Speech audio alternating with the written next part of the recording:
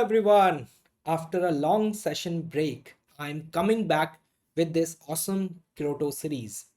आज के इस वीडियो में मैं डिस्कस करूंगा क्रोटो सीरीज का 1.19 क्वेश्चन.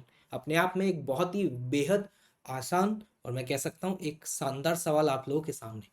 फर्स्ट ऑफ ऑल मैं आपको इस क्वेश्चन को एक्सप्लेन कर देता हूं ये क्वेश्चन क्या है. उसके बाद फिर हम इसका सॉल्यूशन देखेंगे जो कि एक हमारा जनरल ट्रेंड रहता है. मैं आपको पहले बता दूं ये जो क्वेश्चन है ये स्ट्रिंग कंस्ट्रेंट पे बेस्ड है. आई होप आप लोगों ने string constraint Newton laws of motion में पढ़ा होगा. देखिए क्या है, यहाँ पे आपके पास दो रिंग्स है, ठीक, एक ओ और एक ओ डैश. और ये दो रिंग्स जो है ना वो दो डिफरेंट फिक्स्ड रॉड के बीच में है. जैसे यहाँ पर एक रॉड आप ऑब्जर्व कर पा रहे होंगे ए बी रॉड और another one is A dash B dash. ये बोथ रॉड्स जो हैं वो एक दूसरे के पैरेलल हैं और ये रॉड्स जो हैं वो वर्टिकल पोजीशन में है और स्टेशनरी है. जैसा कि क्वेश्चन में क्लियरली मेंशन है वर्टिकल स्टेशनरी रॉड्स. यहाँ पर एक इनएक्सटेंसिबल थ्रेड जो कि फिक्स्ड है ए डैश पॉइंट पर और यहाँ पर इस थ्रेड का दूसरा एंड जो है वो रिंग ओ के साथ कनेक्टेड है और साथ ही साथ यहाँ पर एक और रिंग है दैट इज ओ डैश जो कि आपके सामने यहाँ पे ए डैश बी डैश रॉड के बीच में कनेक्टेड दिखाई दे रही होगी. क्वेश्चन में बोला गया है कि जो रिंग ओ डैश है वो डाउनवर्ड डायरेक्शन में v1 वेलोसिटी से मूव कर रहा है. तो इस मोमेंट पर हमें ये बताना है कि what will be the velocity of that ring.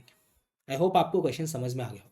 ये क्वेश्चन मैंने आपको जैसा शुरुआत में बताया कि एक बेहद शानदार सवाल है क्योंकि इस क्वेश्चन को पढ़ने के बाद हमें ऐसा लगता है कि इसका सॉल्यूशन बहुत लेंदी जाने वाला है और हम यहाँ पे डायनामिक्स से क्वेश्चन को अप्रोच करने का ट्राई करते हैं, फ्री बॉडी डायग्राम्स बनाने की कोशिश करते हैं, लेकिन ये एक सिंपल सी मैथमेटिकल इक्वेशन से ही सॉल्व हो जाएगा. लेट्स सी, चलिए इसका सॉल्यूशन देखते हैं.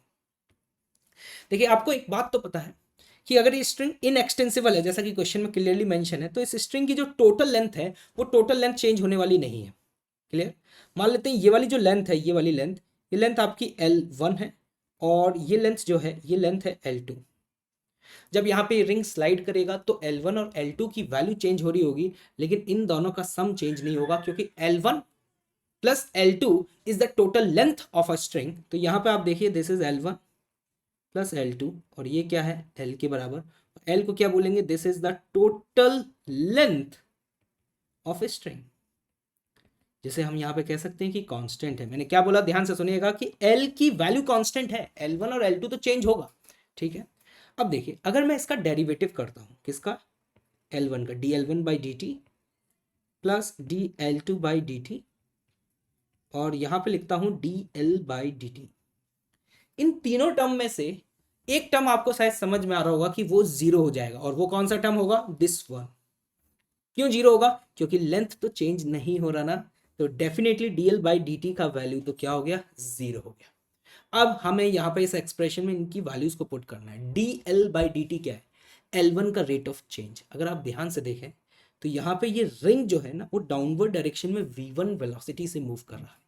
तो डेफिनेटली L1 का जो रेट ऑफ चेंज आएगा ना वो v1 के ही बराबर होगा. मतलब मैं इस टर्म को यहाँ पे डायरेक्टली v1 लिख सकता हूँ मेरे भाई. क्लियर. अब आते हैं dL2.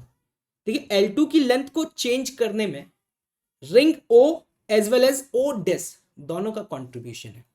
क्या ये बात आप लोग समझ पा रहे हैं.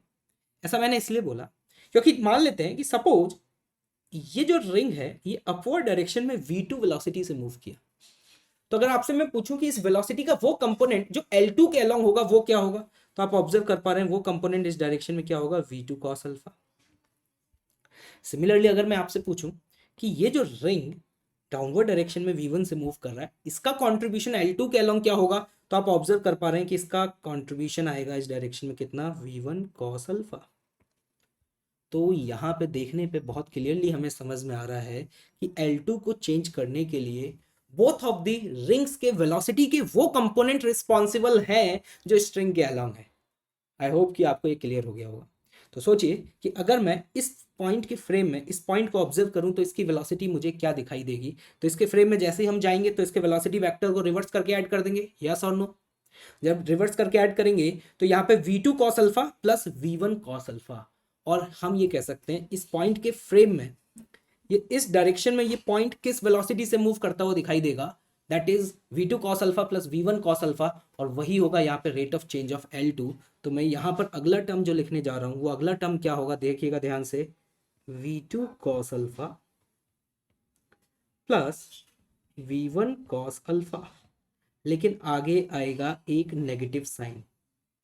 ये नेगेटिव साइन क्यों लगाया, आई होप आपको समझ में आ रहा होगा, क्योंकि ओ डेस्क के फ्रेम में जब आप इस पॉइंट को ऑब्जर्व करेंगे तो ये इस डायरेक्शन में मूव करता हुआ जब दिखेगा तो इसका मतलब है कि लेंथ कम हो रही है, मतलब L2 का रेट ऑफ चेंज नेगेटिव है। Just because of this I have put this negative sign here. I hope so क्या आपको क्लियर हो गया होगा। ओके, नाउ अब आपके लिए बहुत ही सिंपल सी मैथमेटिक्स बन चुकी है। आपको साफ साफ दिखाई दे रहा है कि इस गिवन इक्वेशन में से आपको सिर्फ और सिर्फ v2 को एलिमिनेट करना है। देखिए इस इक्वेशन को हम लोग सिंप्लीफाई कर लेते हैं। इस इक्वेशन को लिखेंगे v1 is equals to v2 cos alpha plus v1 cos alpha.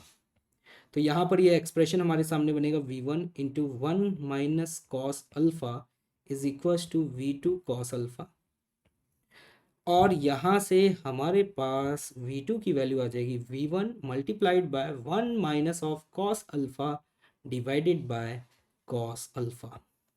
This is the final answer of given solution. अगर आप चाहें तो इसको और सिंप्लीफाई कर सकते हैं। v1 को कॉमन लेकर के इसी टर्म को आप ऐसे भी लिख सकते हैं 1 upon cos alpha minus 1।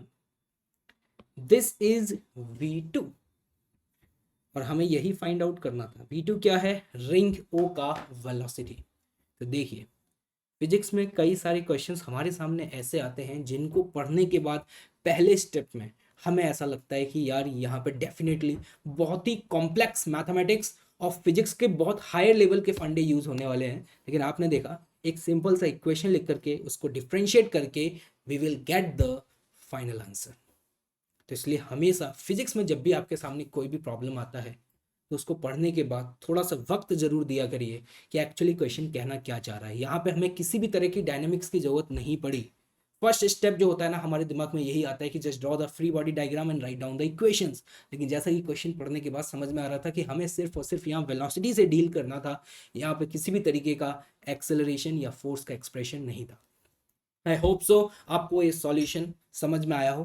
Please अपने रिव्यूज कमेंट बॉक्स में लिख करके जरूर बताइएगा, जो कि हमारी हेल्प करेगा, स्पेशली मेरी हेल्प करेगा इन सॉल्यूशंस को और डिटेल्ड और बेहतर बनाने की, जो कि आपके लिए काफ़ी हेल्पफुल होंगे। Okay, thank you so much.